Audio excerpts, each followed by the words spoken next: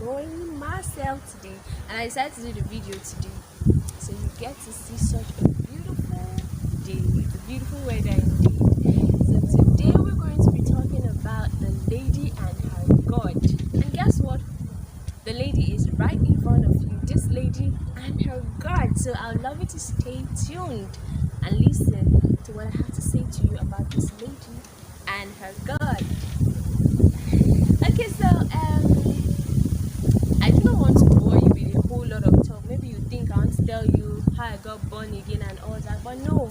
More to it, I want to explain the importance of a relationship with God.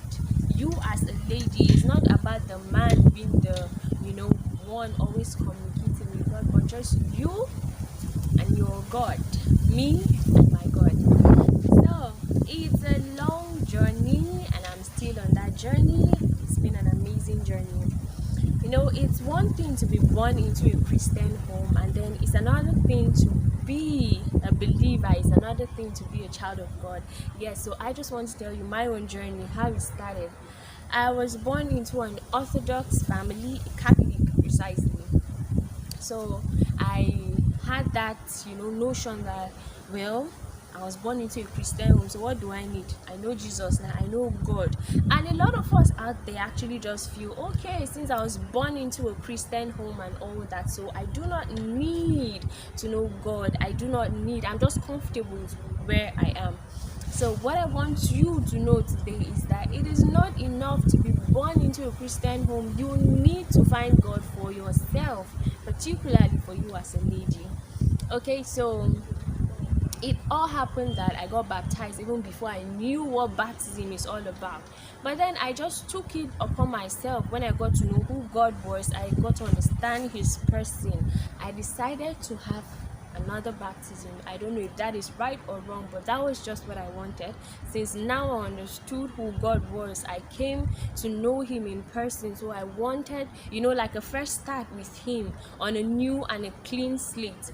But let's just take it back. While I was in secondary school, you won't believe it, I was a member of the prayer band, but the only thing I go there to do is to watch how they cast out evil spirits. Thank God none of them entered inside my body. It would have been disastrous because I had no understanding. I thought it was all about drama. And the thing we do always, we always put our Bibles under our pillow, believing that single act chases demons away. That's a huge lie. I don't know who brought that philosophy, but that is a very huge lie.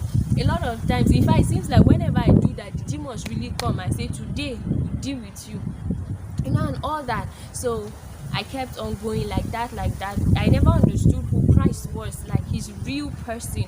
I prayed at night just because it's a family thing that we do always, not because I knew him and I wanted a relationship with him. So it started with, in fact, there was a particular time in school, and I was a member, in fact, an official in the fellowship in school that time.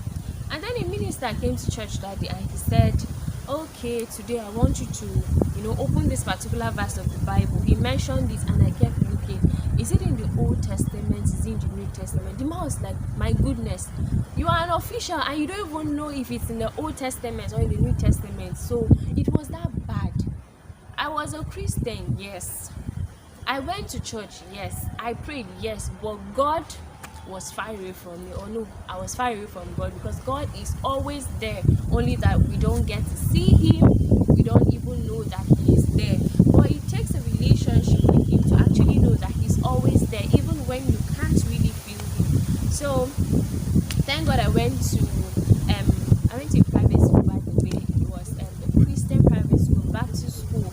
And being in that place, it actually shaped me. It molded me so well, and I'm grateful to my father for sending me there. Even though at first I felt he sent me to a very terrible place, because I didn't want that place. Now everybody has this kind of picture. I want to go to school, I want to flex, I want to do that, I want to do this. But I'm grateful to God that he sent me there, and I came out well baked.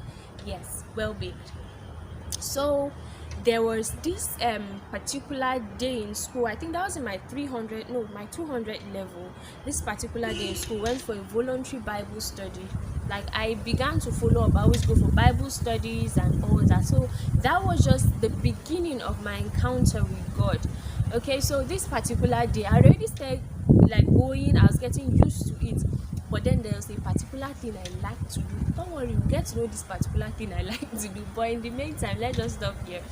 There's a particular thing I like to do. Every time I'll be like, God, I don't want to do it again. I don't want to do it. I've prayed, I've fasted, I've cried, I've done everything. But it's like, no, this is not going anywhere. So this particular day, I did the same thing. I was at home. That's after my 200 level first semester. I did this particular thing and I was feeling very sad. I was lying down on the bed. I said I was not going to pray. I was not going to do anything. I would just stay there. I even had suicidal thoughts. That was how bad it was. And then suddenly I just heard that my grace is sufficient for you. Stop pushing me away. Stop pushing grace away. I was like, what? You mean, God, you still want me to come back to you? I said, I've gone too far. There's no way I can come back. I've done something bad. There's no way I can come back to you. Why would you want me back? But that's actually the lie of the devil, trying to capture you, to trap you in that guilt, in that trap. He's just trying to capture you. He just wants you in that position whereby you can't live anymore. He wants to make you know he's mumu animal. He just wants to be doing you anyhow. He just kept telling me I should not reject the grace that is before me, that I should keep pushing through and all. It felt very hard. It was like a battle with God. God, I do not want to go because I'm dirty. And he's saying, come, I'm the only one who can cleanse you. So you should know that God is not calling you because you are qualified. He's calling you to qualify you. You don't need to be neat before God will cleanse you. He has the water, he has the soap, he has what will make you as white as snow. You are not able to clean yourself. So stop fighting yourself, stop beating yourself. Okay? Alright, so the major thing that happened that day was, I think that should be 300 level. What happened that day was, I was sitting down in the back. If I didn't sit with my friend as usual. I was sitting down at the back, and I really wanted to be baptized with the gift of speaking in tongues. But I was so scared to go out. He said, if you wanted to be baptized, you should come out. I was so scared, and he kept saying, go out, go out. I was very uncomfortable. In fact, I sat down and he kept pushing that I should go, I should go. I would sit down, I would stand up. I was praying, I didn't know what I was saying, and then finally, I just made up my mind, okay, I will go out. And as soon as I stepped out, it seemed like he was just waiting for me to come, and then he would pour out the blessings on me. So as soon as I got there, I just got filled with the Spirit. And as soon as I got back, my friend was like, thank you, Jesus. Thank God you were able to go. I was praying for you that you're going to make up your mind, because that day was your day. I'm grateful to God that I was able to go out that day and receive that gift, because ever since I received the gifts of speaking in tongues, it has been way easier for me to communicate with God. I do not know what you're passing through in your relationship with God. I do not know if you know God, but I feel today is your day. You don't have to go to anywhere to actually meet with this God. He's right there with you. You just need to open your mind, open your heart, and then speak to him.